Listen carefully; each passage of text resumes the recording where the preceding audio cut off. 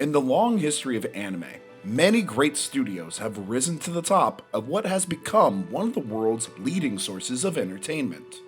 A medium once thought to be a niche has now steadily become one overflowing with talented artists, writers, directors, and full of incredible imagination.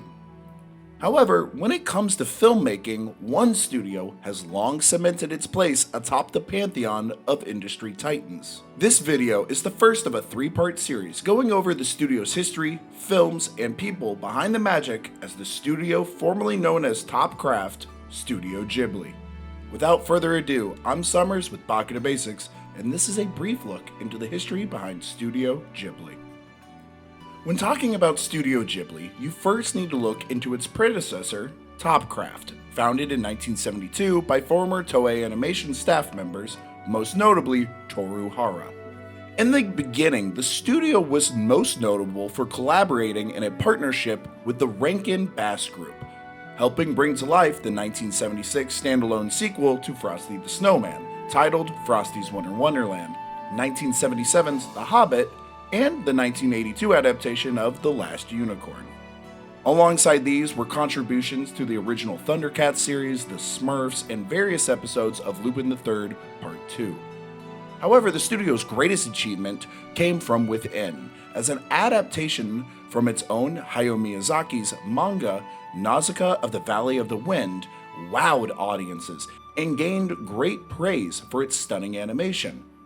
But sadly, the studio was destined to go bankrupt and was dissolved June 15, 1985, ending a short but seemingly successful run. 10 years in the animation business, especially during the 70s and 80s, is no small feat. And those around the company saw potential that could be nurtured and grown. Thanks to the advice of Tokuma Shoten and the success of the previously mentioned Nausicaa, directors Hayao Miyazaki and Isao Takahata, alongside producer Toshio Suzuki, would acquire the needed assets from the now dissolved Topcraft and form the newly named Studio Ghibli in its place. A huge get for them at the time, they also managed to get Toru Hara to become Ghibli's first official manager. Maybe lesser known though, is that many of the animators at Topcraft would later form another studio. This studio was called Pacific Animation Corporation, continuing to work with the Rankin and Bass Group, but they would later join Studio Ghibli after being bought out by the Walt Disney Company and being rebranded as Walt Disney Animation Japan. Now a company all its own, Studio Ghibli partnered up with Tokuma Shoten Publishing and would begin producing some of the anime world's most notable and talked about films, with Miyazaki being at the helm for most of them, and Takahata working on the highly acclaimed and politically controversial Grave of the Fireflies. Studio Ghibli amassed talent seemingly at will, gaining notable producers, writers, and directors left and right, while also adding on composer Joe Hisaishi, who has gone on to provide a majority of the music for Miyazaki's directed films. Things were now growing at a steady pace, and a certain mouse-loving company wanted in on the growing anime culture. So, in August of 1996, the Walt Disney Company and Tokuma Shoten signed a deal in which Walt Disney Studios would gain sole international distribution rights for any Studio Ghibli animated films. And in return, the mouse would fund 10% of the studio's production costs, allowing them more financial security going forward. Due to this newly founded partnership, the three previously made Miyazaki films that had been dubbed for non-Japanese speaking audiences up to this point by Streamline Pictures were redubbed by Disney. This would eventually lead to the public learning of Ghibli's very strict no edits policy. This decision stemmed from the previous Nausicaa film, which under a different distributor was heavily edited when released in the United States, debuting under the name Warriors of the Wind. Fast forwarding a little bit now, by 2005, Studio Ghibli had become a worldwide household name, winning anime's first ever award at the Oscars, dominating box offices all around Japan, and even opening the Ghibli Museum in Mitaka. From 1999 to this 2005 point, the studio was a subsidiary brand to Tokuma, but this partnership ended when Ghibli decided to become an independently run company, with its own headquarters and president. That first president being Toshio Suzuki, a position he would hold for 3 years, until stepping down to make way for Koji Hoshino, the former president of Walt Disney Japan. Suzuki wanted to take a more hands-on approach as a producer, choosing to use his own skills to help improve the films rather than commanding his employees to do so. The decision to give over presidency to Hoshino came mostly from the two having a great working relationship since the mid-90s, with Hoshino helping Ghibli to sell their videos and greatly aiding in the release of Princess Mononoke in the United States.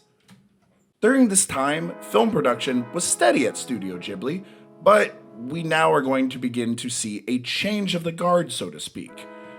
Hayao Miyazaki has always been very open about his love-hate relationship with anime, and since that 2001 award-winning Spirited Away, in a 12-year span, he wrote and directed 2 more films.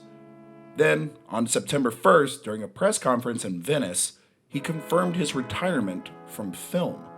Quote, "I know I've said I would retire many times in the past. Many of you must think, once again, but this time I am quite serious." Now in August of 2014, Toshio Suzuki announced that Studio Ghibli would take a brief pause to reevaluate and restructure in the wake of Miyazaki's retirement. He stated some concerns about where the company would go in the future. This led to speculation that Studio Ghibli would never produce another feature film again. Now, on November 7th, 2014, Miyazaki stated, "That was not my intention. All I did was announce that I would be retiring and not making any more features." With the ability of hindsight, we now know that Miyazaki would in fact return for The Boy and the Heron and win the second ever Oscar for anime, and choosing once again now to retire. At least we think. There is a lot to look through from at the beginning as a different studio to where Studio Ghibli is now, and this history is best observed through its films and a lot of the people who brought them to life, which is why this is a 3-part series.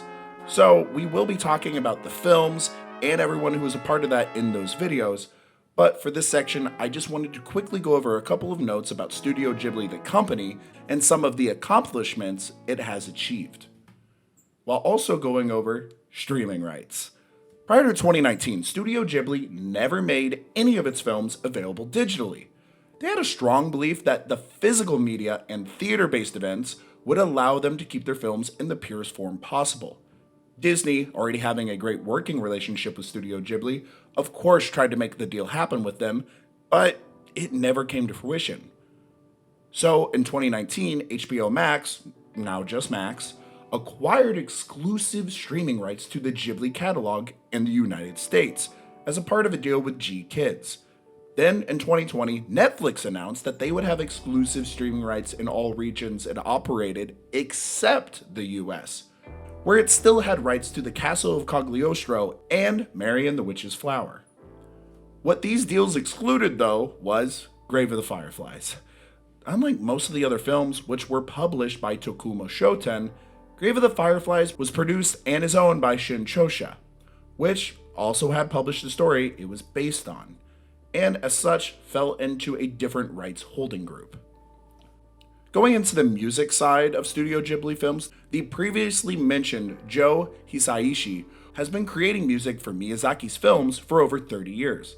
His process, though, was helped along by using storyboard images, which were provided by Miyazaki. He used these to create an image album, which is then used to build out the final soundtrack for all the films that we see on the screen.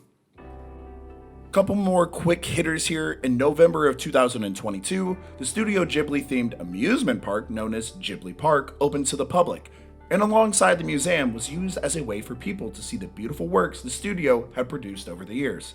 And lastly, in October 2023, the studio became a subsidiary of Nippon Television Holdings Incorporated. Studio Ghibli's leadership transitioned to Hiroyuki Fukuda. Toshio Suzuki became chairman and Hayao Miyazaki became honorary chairman. Nippon TV acquired a 42.3% stake in Studio Ghibli. The decision was mostly driven by the advanced ages of Miyazaki and Suzuki, aged 82 and 75 respectively. The studio had considered Miyazaki's son, Goro Miyazaki, as a successor, but opted for external leadership due to concerns and Goro's reluctance. Nippon TV started to handle management, allowing Studio Ghibli to once again focus on creative endeavors. Now, it's almost impossible to quantify the total impact Studio Ghibli had on anime, and hopefully this video can just give you a little peek into the road that the company took to become the industry leader it is. Next time though, we will be getting into the films themselves properly. Until then, I've been Summers with Baka To Basics, and I'll see you the next time class is in session.